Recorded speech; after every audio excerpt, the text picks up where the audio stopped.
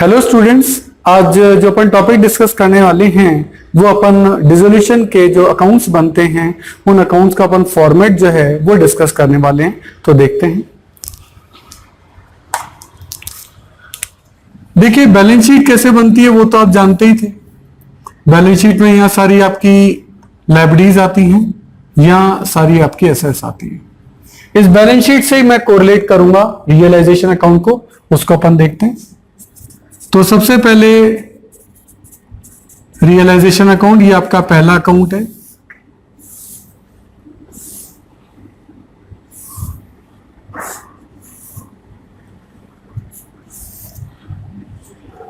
हो सकता है कोई आपसे पूछ ले कि सर इस अकाउंट का नेचर क्या है। तो देखिए, इसका जो नेचर है वो है नॉमिनल नेचर। सही है, नॉमिनल नेचर में ये अकाउंट आता है क्योंकि इससे प्रॉफिट और लॉस निकलेगा। रियलाइजेशन क्या है कि आप सभी एसेट्स को बेच रहे हैं, सभी लायबिलिटीज का पेमेंट कर रहे हैं और उससे जो भी प्रॉफिट लॉस हो रहा है वो आपको दिखाना है। तो सबसे पहले सारी एसेट जो यहां है वो यहां आ जाएंगी, टू सन्ड्री एसेट्स। वैसे सभी एसेट्स इंडिविजुअल नाम से ही आएंगी, आपको उन एसेट्स का नाम लिखना पड़ेगा, मैंने एक साथ लिख दी है। ऐसी जितनी भी लायबिलिटीज हैं वो सारी यहां आएगी बाय सन्ड्री लायबिलिटीज। जो भी ये लायबिलिटीज होंगी उन नाम से आपकी यहां आ जाएंगे। ये कहलाता है ट्रांसफर। हमने क्या किया, सभी एसेट्स को यहां ट्रांसफर कर लिया, सभी लायबिलिटीज को यहां ट्रांसफर कर लिया। सही है। अब हम इन एसेट्स को बेचेंगे, बेचने से फायदा होगा और फायदा आपका क्रेडिट साइड में आएगा। ये क्रेडिट साइड है और ये डेबिट साइड है ना। हम यहाँ डेट पर्टिकुलर अमाउंट भी देख सकते हैं, पर्टिकुलर अमाउंट, सही है। अब हम इस एसेट्स को बेचेंगे, बेचने से फायदा होगा। फायदा जो हमेशा क्रेडिट साइड में आता है, क्रेडिट ऑल इनकम्स। तो एसेट्स को बेच रहे हैं बाय बैंक। जितनी भी एसेट बिकेंगी उनका टोटल यहां आ जाएगा। सही है। ये सारी एसेट्स हमने क्या कर दी, बेच दी। मैं यहां लिख देता हूं, ये मैंने क्या किया है, ये मैंने एसेट्स को सोल्ड किया है। सही। जितनी भी लायबिलिटीज यहां ट्रांसफर किए उनका पेमेंट कर देते हैं। क्या लिखेंगे, टू बैंक। जितनी भी लायबिलिटीज हैं उनका पेमेंट हो जाएगा। मैं यहां लिख देता हूं, ये क्या है, ये है लायबिलिटी पेड। देखो, एसेट्स को बेचना आपके लिए फायदा है, इसलिए क्रेडिट साइड में है। लायबिलिटीज को पेड करना आपके लिए नुकसान है, इसलिए डेबिट साइड में है। ऐसे कुछ एसेट्स ऐसी हो सकती हैं जो अनरिकॉर्डेड है। अनरिकॉर्डेड का मतलब जो बैलेंस शीट में ऊपर रिकॉर्ड नहीं थी, पड़ी थी गोडाउन में, हमें पता ही नहीं था, लेकिन अब जब बेचने लगे तो वो एसेट भी पड़ी है, तो हमने कहा चलो अब इसको भी बेचते हैं। इसको बेचने से फायदा होगा, तो यहां लिखा जाएगा। सही है। लेकिन उसको ट्रांसफर नहीं करना क्योंकि वो यहां है ही नहीं, तो यहां ट्रांसफर तो नहीं हुई, लेकिन बिकी तो है और बिकने से पैसा आएगा। तो यहां क्या लिखेंगे, बाय बैंक। सही है। और जितनी भी अनरिकॉर्डेड एसेट्स हैं वो यहां बिक जाएंगी। ये अपन ने क्या किया, अनरिकॉर्डेड एसेट्स सोल्ड। ठीक है। अच्छा, ऐसा भी तो हो सकता था कि कोई पार्टनर कहता भाई एसेट्स को बेचो मत, मुझे दे दो, तो हम बाय बैंक की जगह क्या लिख देते, बाय पार्टनर्स कैपिटल अकाउंट। ऐसा भी तो हो सकता था कोई पार्टनर ये कह दे अनरिकॉर्डेड एसेट्स को बेचो मत, मुझे दे दो, तो हम यहां क्या लिख देते हैं, बाय पार्टनर्स कैपिटल। यानी दोनों के लिए बात एक ही है, दोनों के लिए बात एक ही है। तो या तो आप मार्केट में उसे बेचेंगे और या कोई पार्टनर ले लेगा, या तो अनरिकॉर्डेड एसेट्स को आप बेचेंगे या कोई पार्टनर ले लेगा। सेम ये जब आप लायबिलिटीज का पेमेंट कर रहे हैं तो या तो आप पे करिए और या कोई पार्टनर कहता है मैं पे कर दूंगा, तो टू पार्टनर कैपिटल अकाउंट। ऐसे कोई अनरिकॉर्डेड लायबिलिटी जो यहां रिकॉर्ड नहीं थी, वो यहां ट्रांसफर नहीं हुई, लेकिन अब आपको पता लग गई, वो पैसे मांगने आ गए, तो इस कंडीशन में आपको उनका भी पैसा पे करना पड़ेगा। तो टू बैंक।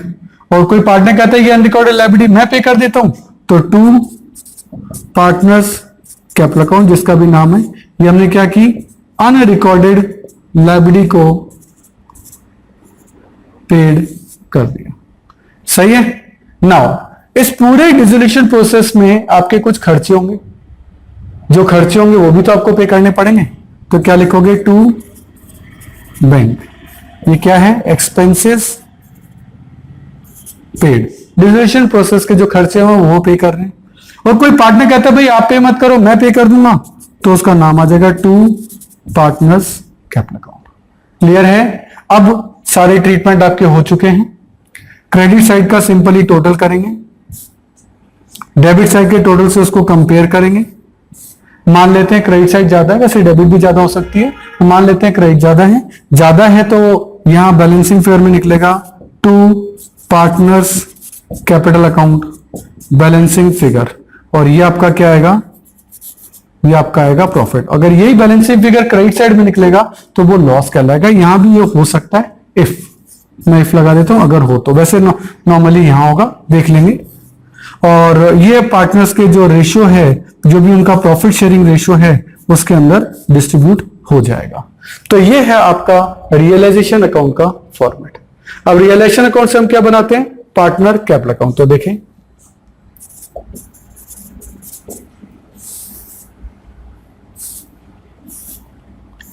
मान लेते हैं दो पार्टनर्स हैं, तो मैं दो कॉलम दोनों तरफ बना रहा हूं, ए और बी का। ये आपका पर्टिकुलर सही।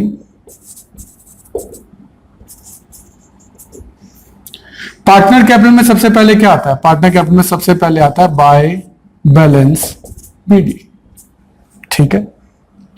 उसके बाद बैलेंस शीट में कोई रिजर्व वगैरह है तो उसको डिस्ट्रीब्यूट कर दीजिए बाय जनरल रिजर्व।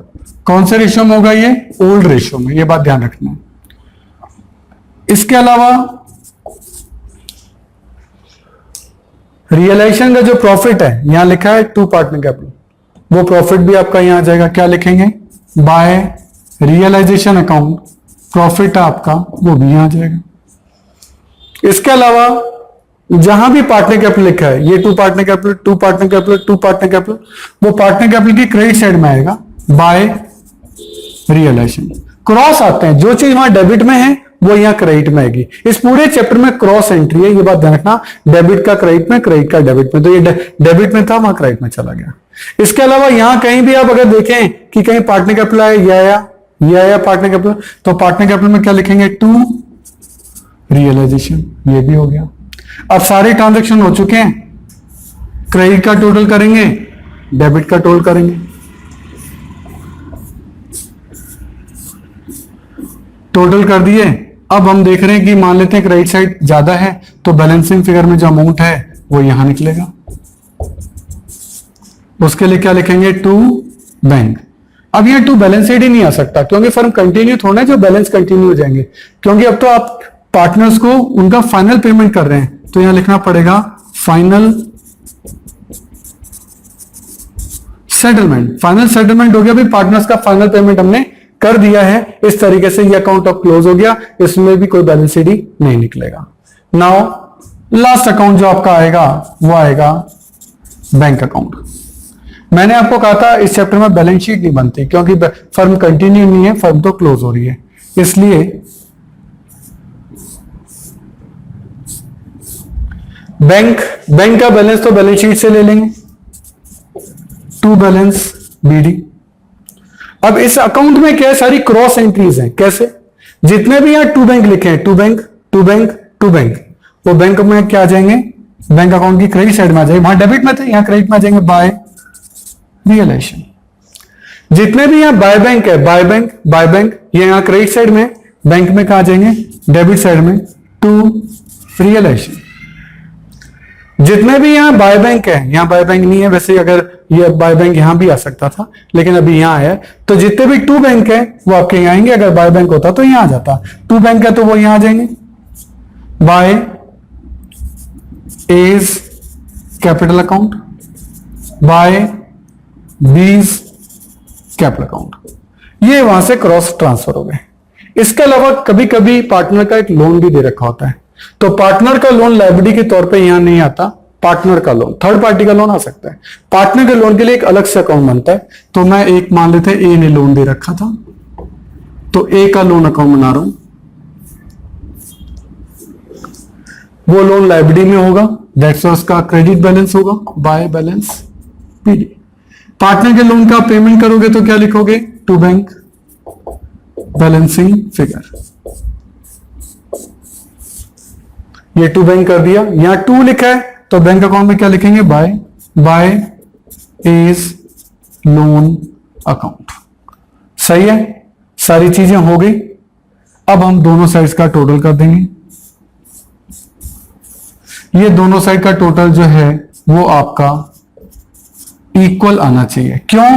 क्योंकि जितना कैश आया है उतना ही तो आप दोगे, या जितना दोगे उतना आपको अरेंज करना पड़ेगा। तो कुल मिलाकर दोनों साइड हमेशा क्या है, बराबर आनी चाहिए। अगर बराबर नहीं है तो आपने कोई ना कोई मिस्टेक कर दी है।